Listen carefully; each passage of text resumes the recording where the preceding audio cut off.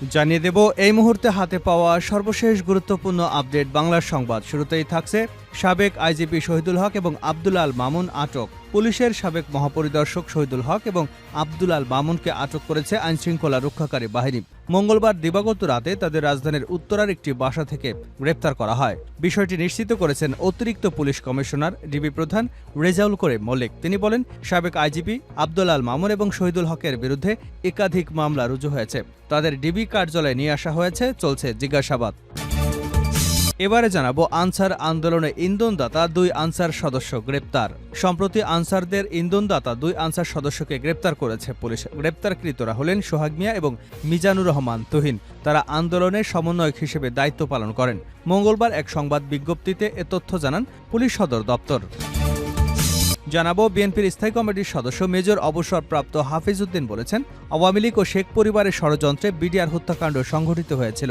এই হত্যাকাণ্ডে তৎকালীন প্রধানমন্ত্রী শেখ হাসিনা ছাড়াও সাবেক সেনাপ্রধান মইনুল আহমেদ, ফজলে নূর তাপস, নূরে আলম চৌধুরী লিটন, শেখ সেলিম, শেখ হেলাল, জাহাঙ্গীর কবির নানক, সাবেক স্বরাষ্ট্রমন্ত্রী সাহারা খাতুন, মির্জা আজম, হাসানুল হক ইনু সহ অনেকেই জড়িত ছিল বলে জনগণ মনে করে। এবারে থাকছে ডিবি কার্যালয়ে অসুস্থ হাজী সেলিম আনা হয়েছে ঢাকা মেডিকেলে।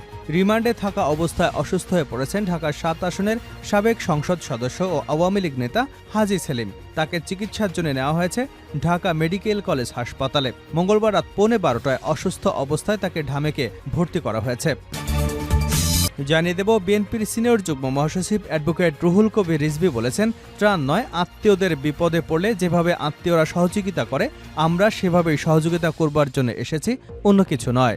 মঙ্গলবার কুমিল্লার লাকসামে উপজেলা গোপীনাথপুর এলাকায় বন্যাত্মদের মাঝে জাতীয়তাবাদী স্বেচ্ছাসেবক দল ঢাকা মহানগর উত্তরে ত্রাণ সামগ্রী বিতরণ অনুষ্ঠানে প্রধান অতিথির বক্তব্যে তিনি এসব কথা বলেন। এবং সর্বশেষ জানাবো আন্তর্জাতিক সংবাদ। ইসরায়েলি স্থল বাহিনীর প্রধানের পদত্যাগ। দখলদার ইসরায়েলের প্রধানমন্ত্রী বেঞ্জামিন নেতানিয়াহুর বিরুদ্ধে তেল আবিবে ব্যাপক বিক্ষোভ প্রতিবাদের মাঝে পদত্যাগের ঘোষণা দিলেন দেশটির স্থল বাহিনীর প্রধান মেজর জেনারেল তামিম ইয়াদাই। এতক্ষণ শিরোনাম শুনছিলেন, এবার বিস্তারিত। প্রিয় দর্শক, আপনি যদি এই চ্যানেলে নতুন হয়ে থাকেন, ভিডিওটি দেখতে দেখতে চ্যানেলটি সাবস্ক্রাইব করে আমাদের সঙ্গে থাকুন। আর এই ভিডিও সম্পর্কে আপনি আপনার মূল্যবান মতামতটি কমেন্ট বক্সে জানিয়ে দিন। আর হ্যাঁ প্রিয় দর্শক, জানিয়ে দিন ভিডিওটি কোথা থেকে দেখছেন। সাবেক আইজিপি শহীদুল হক এবং আব্দুল আল মামুন আটক। পুলিশের সাবেক মহাপরিদর্শক শহীদুল হক এবং আব্দুল আল মামুনকে আটক করেছে আইনশৃঙ্খলা রক্ষাকারী বাহিনী। মঙ্গলবার দিবাগত রাতে তাদের রাজধানীর উত্তরা থেকে আটক করা হয়। বিষয়টি নিশ্চিত করেছেন অতিরিক্ত পুলিশ কমিশনার ডিবি প্রধান রেজাউল করিম মল্লিক। তিনি বলেছেন, সাবেক আইজিপি আব্দুল আল মামুন এবং শহীদুল হকের বিরুদ্ধে একাধিক মামলা রুজু হয়েছে। তাদের ডিবি কার্যালয়ে নিয়ে আসা হয়েছে, জিজ্ঞাসাবাদ চলছে।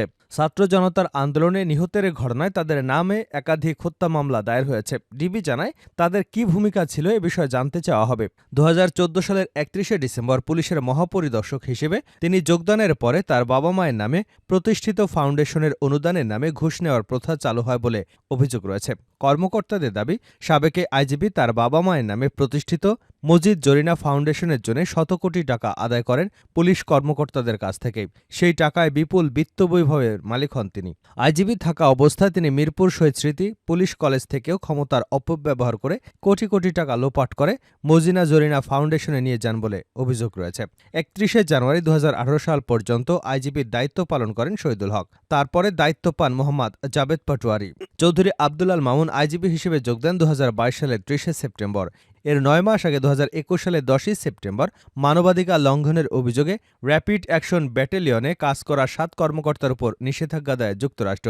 এর মধ্যে অন্যতম ছিলেন র্যাবের মহাপরিচালক হিসেবে কাজ করা আব্দুল আল মামুন। কিন্তু শেখ হাসিনার সরকার তার বিরুদ্ধে কোনো পদক্ষেপ নেয়নি, বরং পুলিশের মহাপরিদর্শক হিসেবে পদোন্নতি দিয়েছে। গত 7ই জানুয়ারি একপেশে জাতীয় সংসদ নির্বাচনে নেপথ্যে তার বড় ভূমিকা ছিল বলেও অভিযোগ আছে।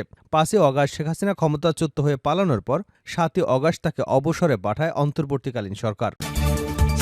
আনসার আন্দোলনে ইন্ধনদাতা 2 আনসার সদস্য গ্রেপ্তার। সম্প্রতি আনসারদের আন্দোলনে ইন্ধনদাতা 2 আনসার সদস্যকে গ্রেপ্তার করেছে পুলিশ। গ্রেপ্তারকৃতরা হলেন সোহাগ মিয়া এবং মিজানুর রহমান তুহিন।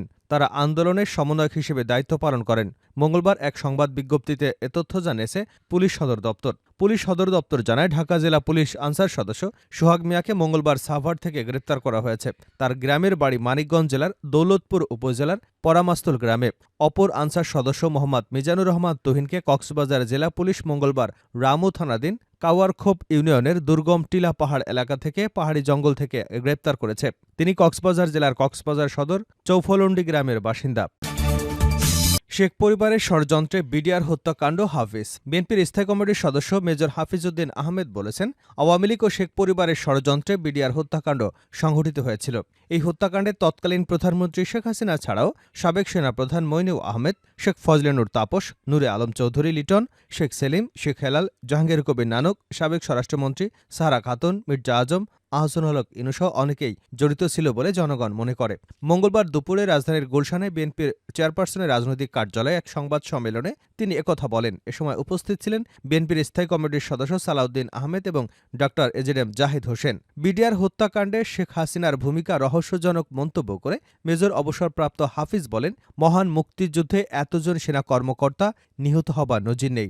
এই হত্যাকাণ্ড সংঘটিত হওয়ার পর বিডিআর প্রধান সাহায্যের জন্য বলেছিলেন, কিন্তু তখন কোনো সাহায্য করা হয়নি। সাবেক সেনাপ্রধান মইনুল আহমেদ পিলখানায় সেনা সদস্যদের অপারেশন চালাতে নিষেধ করেন। এই হত্যাকাণ্ডের পর প্রধানমন্ত্রীর আচরণ অত্যন্ত রহস্যজনক। সেনাবাহিনীতে যাতে কোনো অ্যাকশনে যেতে না পারে সেজন্য তিনি গণভবনে ৩ বাহিনীর প্রধানকে কোনো কাজ ছাড়াই বসিয়ে রেখেছিলেন। তিনি বলেন, বিডিআর বিদ্রোহের আগে আওয়ামী লীগ নেতা কাউন্সিলদের তোরাব আলীর বাসায় বিডিআর সদস্যদের বৈঠক হয়। সেখানে এই হত্যাকাণ্ড সংঘটিত করার পরিকল্পনা করা হয় কিভাবে লাশ গুম করা হবে। হাফিজ বলেন, বিডিআর হত্যাকাণ্ড সংঘটিত হয়েছে আওয়ামী সরকারের ক্ষমতা অধিষ্ঠিত হবার সঙ্গে সঙ্গে, যা দেশে ব্যাপক আলোচিত হয়েছে। এই নারকীয় হত্যাকাণ্ডের পেছনে কারা ছিল, বিদেশি কোনো শক্তির হাত ছিল কিনা, এটি এখনও ধোঁয়াশা রয়ে গেছে। তিনি বলেন, বিডিআর হত্যাকাণ্ডের পুনঃ তদন্তের দাবি এবং একটি কমিশন গঠনের জন্য প্রধান উপদেষ্টার কাছে চিঠি দিয়েছিলাম। আমরা অত্যন্ত আনন্দিত যে অতি অল্প সময়ের মধ্যে প্রধান উপদেষ্টার উদ্যোগে স্বরাষ্ট্র উপদেষ্টা পুনঃ তদন্তের উদ্যোগ নিয়েছেন।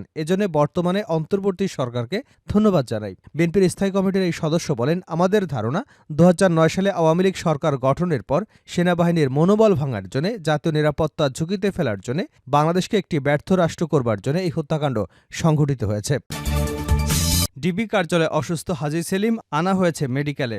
রিমান্ডে থাকা অবস্থায় অসুস্থ হয়ে পড়েছেন ঢাকা ৭ আসনের সাবেক সংসদ সদস্য ও আওয়ামী লীগ নেতা হাজী সেলিম। তাকে চিকিৎসার জন্য নেওয়া হয়েছে ঢাকা মেডিকেল কলেজ হাসপাতালে। মঙ্গলবার রাত ১৫:১২টায় অসুস্থ অবস্থায় তাকে ঢামেক হাসপাতালে নতুন ভবনে ভর্তি করা হয়েছে। ঢামেক সূত্র বিষয়টি নিশ্চিত করেছে। আইডিয়াল কলেজের প্রথম বর্ষের ছাত্র খালিদ হাসান সাইফুল্লাহ হত্যা মামলায় হাজী সেলিমকে ৫ দিনের রিমান্ডে দেওয়া হয়েছে। তবে দীর্ঘ ৮ বছর ধরে বাকশক্তি হারানোয় কথা বলতে পারেন না হাজী সেলিম। রিমান্ডে তাকে জিজ্ঞাসাবাদের জন্য ডিবির বিশেষ অফিসারদের ডাকা হয়েছে, যা বাংলাদেশের ইতিহাসে বিরল। এসব অফিসাররা সাইন ল্যাঙ্গুয়েজ বা ইশারার ভাষা বুঝতে পারদর্শী। তারা হাজী সেলিমকে জিজ্ঞাসাবাদ করছেন। হত্যা মামলার আসামি হাজী সেলিমের বিরুদ্ধে লালবাগে ঢাকার বধির হাইস্কুলের জমি দখলসহ বেশ কয়েকটি গুরুতর অভিযোগ রয়েছে। প্রসঙ্গত, বিএনপির কর্মী হিসেবে রাজনীতি শুরু করা হাজী সেলিম পুরান ঢাকায় তালা হাজিব নামে বেশি পরিচিত ছিল। স্থানীয়রা জানান, কয়েক বছর বিএনপি রাজনীতির পর তিনি আওয়ামী লীগে যোগ দেন। ১৯৯৬ সালে এমপি হবার পর এলাকায় সালিশ বিচারের নামে ভুক্তভোগী পরিবারের ঘরে তালা লাগিয়ে দিতেন। কারো জমি জমার সমস্যার সমাধান করতে গেলে সমাধানের পর নিজেই ভুক্তভোগীর কাছ থেকে জোর করে জমি কিনে নিতেন। পুরান ঢাকার মৌলভীবাজারে অগ্রণী ব্যাংকের একটি জায়গা দখল করে স্ত্রী গুলশান আরার নামে জাল দলিল করার অভিযোগ রয়েছে তার বিরুদ্ধে।